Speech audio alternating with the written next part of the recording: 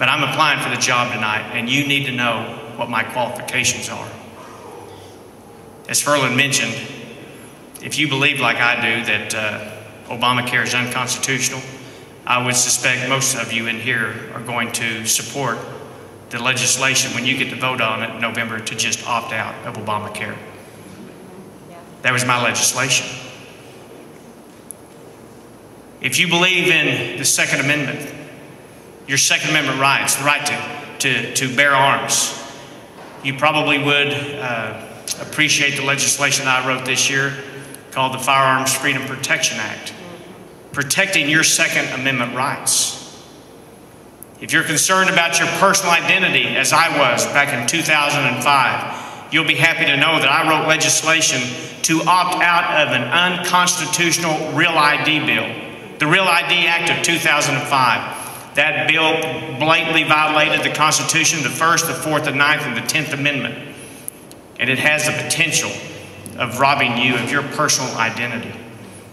When other politicians are behind closed doors with their hands out, asking for earmarked stimulus money when no one knows about it, I'm writing legislation called the Taxpayer Transparency Act, which now puts all of state spending on a website where the taxpayers now can go online and see where every dollar of your tax money is being spent.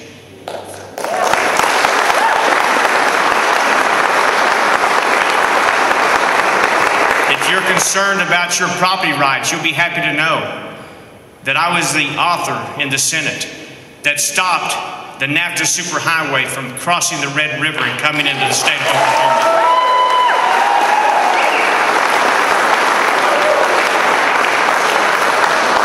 If you're concerned about your taxes and you're tired of paying the high taxes and you are tired of this explosive growth of spending from the politicians in the state of Oklahoma and in Washington, D.C., you'll be glad to know that in 2005 I authored legislation called the Taxpayer Bill of Rights that did one simple thing. It would not allow government spending to grow faster than what the private sector was growing. Does that sound unreasonable to anybody in here? No.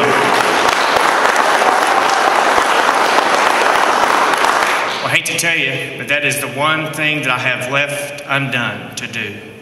The politicians have been on a spending spree in this state since 2005. 2005, 2006, and 2007. My bill did not pass, and state spending increased 4 times faster than what the private sector grew. Now you couple that with this national recession that we're in today, and we have a big, fat financial mess on our hands. The governor and the state legislature, when we go back in session February the 1st, we are facing a $1.1 billion shortfall when we turn the lights on. And that's because the politicians this year at the state level and the politicians last year at the state level, Republicans and Democrats, chose not to do their sworn duty and to protect that budget, to provide a balanced budget. Rather, they chose to rob your rainy day fund. They stripped it to zero.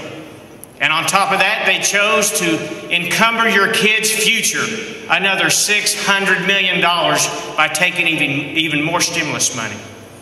I find that to be an obscene gesture on my kids and on yours.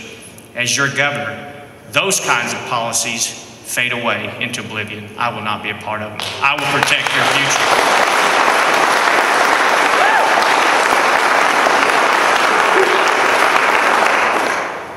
I'll end with this. I mentioned that I know that I'm David facing the giant. I get that. But I also know the end of that story. Yes. I know who won that battle. Yeah.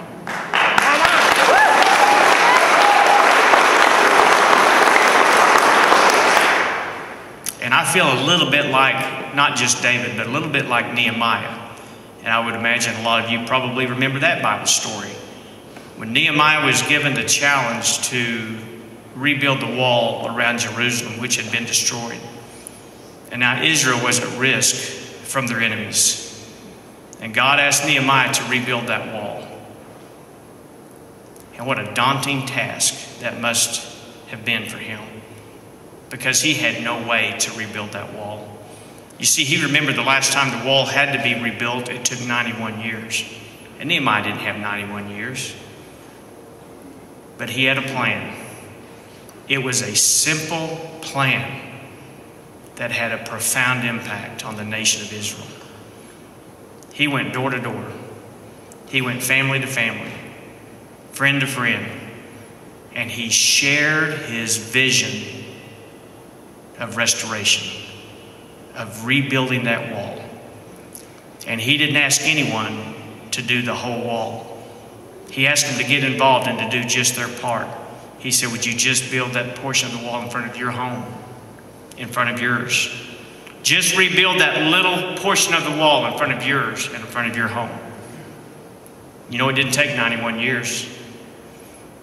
As the people of Israel caught his vision, they got engaged in the rebuilding process.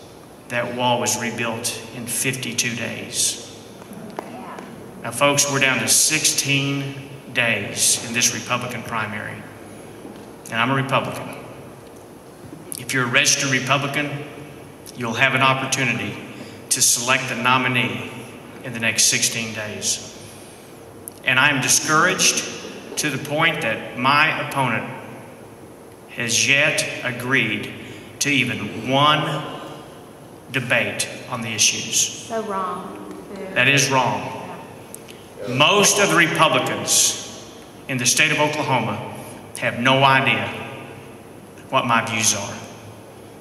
Most of the Republicans in the state of Oklahoma have no idea what Representative Fallon's view That's right. That's right. because she won't tell them.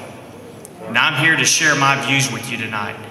And I just gave you my resume. I showed you the fact that I have an ability to lead. Those bills that I went through a while ago, those are major reform bills.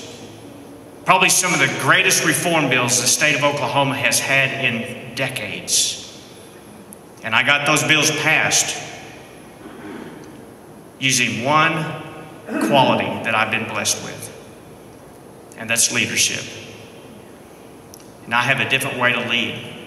I don't lead with an iron fist. I don't lead by browbeating. I lead by serving.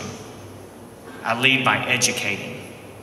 It's taken me several years to get some of those bills passed. But when I know that it's the right thing to do, I stand on that righteousness. I stand on constitutional principles. And folks, you need to know that I am fearless. I am up to this mission that God has put me on here tonight. And I am humbly asking you, if you believe in the values and the principles that I've been sharing with you for the last few minutes, I'm asking you to join my team in this last hour, if you haven't already done it.